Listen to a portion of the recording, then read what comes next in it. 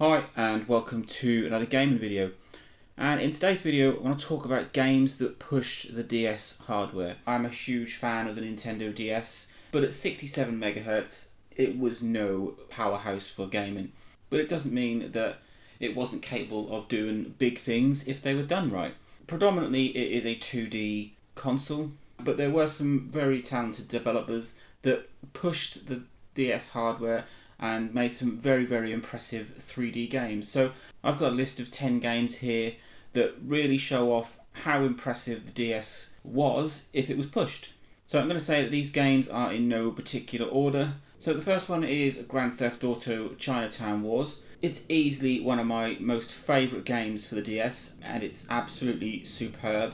It's kind of semi 3D, so it's sandwiched in between GTA 2, which was fully flat sort of top-down view, and GTA 3, which took the whole 3D perspective. So in between that you've got GTA Chinatown Wars, which, like I said, it's semi 3D, and it's an extremely fast game. It utilised the touchscreen, and it's one of the rare games that actually had an M rating or an 18 rating for the DS, and it's fantastic. The graphics are superb, just is an absolutely fast-paced Grand Theft Auto.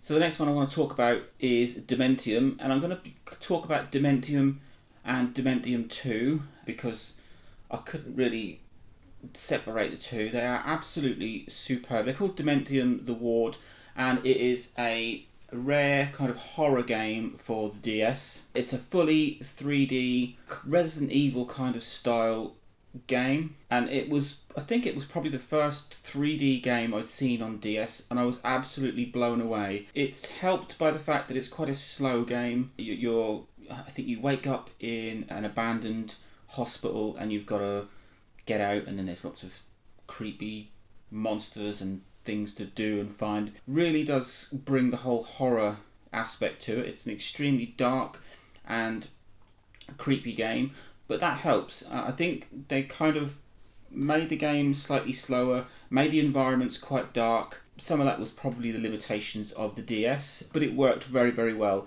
And like I say, you've got Dementium 2, which is a carry-on, and absolutely love these games. Didn't actually get very far with them, but from what I've played, I really thought that it was fantastic. Made by Renegade Kid, who just pulled off some stroke of genius with these two games and really showed just how 3D capable the DS was. And the next one is Cop the Recruit. This is a superb, kind of as close to Grand Theft Auto that you're going to get, like a fully sort of GTA 3, 4 or 5. It's as close as you're going to get on the DS. From what I've read about it, initially started off under the Driver franchise, but then lost that, so they decided to take it off as its own game. And once again, absolutely shows just how much you can do on a DS if you develop for it right. Fully 3D rendered cities that you drive around. There's also getting out of the car and walking around and exploring the environment that way. But you can't believe that that is coming from a DS. Of course the graphics are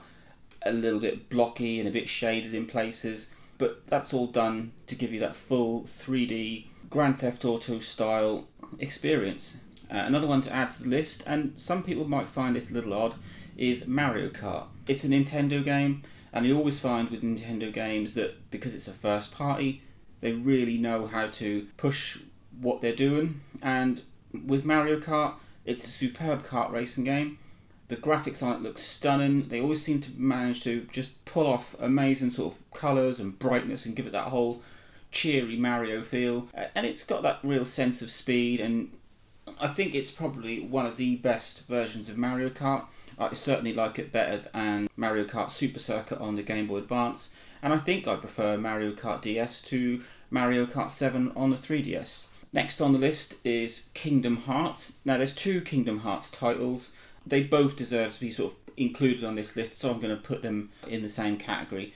Now, my wife was a big fan of Kingdom Hearts on the PS2 and the PS3, and I was absolutely shocked to see that they made Kingdom Hearts to work on a DS. For anyone that doesn't know it, it's a kind of Disney role-playing action game. You explore 3D worlds, you interact with other characters, you have missions to do, there's some fighting scenes, and to bring that sort of PS2, PS3 game onto the DS in such a fashion that it was almost like a direct port. I mean, a lot of times when you get ports onto the DS, they're really cut down kind of versions. I didn't get that with the Kingdom Hearts. If you're a Disney fan, or if you're sort of like a role-playing action, kind of like Spyro kind of feel to it, then give Kingdom Hearts a look. Next on the list is Call of Duty Black Ops.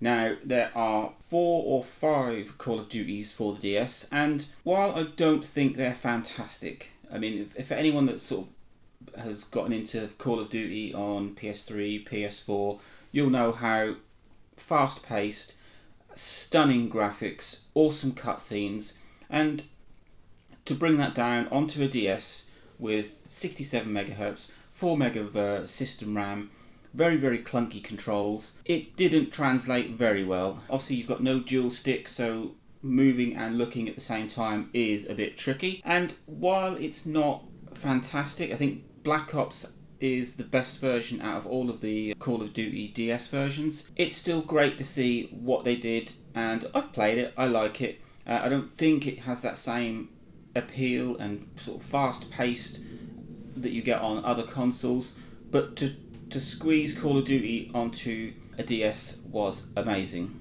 Next on the list is Super Mario 64 DS. Now, this is a port of the N64 version, which is highly regarded as one of the best 3D games ever, and it was also one of the first 3D games. And to bring that onto the DS, superb. That really did show that the DS wasn't just a 2D side-scrolling console. It took me a very, very long time to move from the SNES era 2D sideways scrolling Mario. I really did enjoy Super Mario 64 on the DS. While it's a port, it brought some new features with it, sort of updated graphics, and it really does show you 3D is certainly capable on the DS. Next on the list is Metroid Prime. It's a launch title. This is what I would class as a kind of true first-person shooter, something that's very rare on the DS. There was even a demo version of it called Metroid Prime Hunter's First Hunt. Very rare to have a demo on a cartridge, but it came along with the original DS. Shows off just how well Nintendo and just how well the DS can handle 3D shooters. Once again, very tricky controls due to limitations of what the DS actually had to use. So you once again were using sort of touchpad, and it was a first-person shooter, and then it had another side to it where you could roll into a ball and roll around, and I really enjoyed Metroid Prime on the DS. Next on the list is Moon, another game developed by Renegade Kid, who just really understood how to push the DS, and it's a first-person shooter. You're set on the moon. Played it for a little while, and really was just absolutely in awe as to what I was seeing on my screen. And the final game on this list is a game called Skate It, and it's a skateboarding game. So it's a break from the other kind of games which were platformers and first-person shooters, but Skate It was a cut-down version of other consoles. So the home consoles had a version of Skate It, and it's a skateboarding game. Pretty decent for what the DS was capable of. You know, the environments were a little bit cut down, and I think there were sort of less people I'm assuming, so there's less to render, so they could focus more on you and the skateboard and the tricks that you were doing. But if you're a skateboard fan and you're looking for a skating game on the DS, then Skate It really is fantastic. And that is my 10 games that really struck out to me as pushing the DS hardware. And whether it did actually push the DS hardware, or whether it's just that the developers of these games really understood how to maximise the DS hardware, I'm not sure. But it is great to see that in the thousands of games that were for the DS, that there were some developers that just didn't want to push out another side-scroller or another 2D game or something with sort of cutesy graphics. They really wanted to bring home some sort of mature audience games and really show off that 3D was capable on the DS. So that's my list of games. On that you've got GTA Chinatown Wars, Dementium 1 and 2, Cop the Recruit, Mario Kart DS, Kingdom Hearts, 2 of them, Call of Duty Black Ops, Super Mario 64 DS, Metroid Prime, Moon, and Skate It. Let me know what you think of this list. Do you think that these games really did push the the hardware? Did you like the games that I've just mentioned in this list? I went for these games in particular because they are far more accessible. There are a lot of other games that were, if you wanted to buy them nowadays, it's going to cost you a fortune. Things like Bleach or Phantasy Star Zero or Ninu Kunu, they are really hard to find and very expensive, whereas these are a bit more accessible and fantastic. So if you're looking for some games to push the DS, check out my list. Link, like, subscribe, enjoy.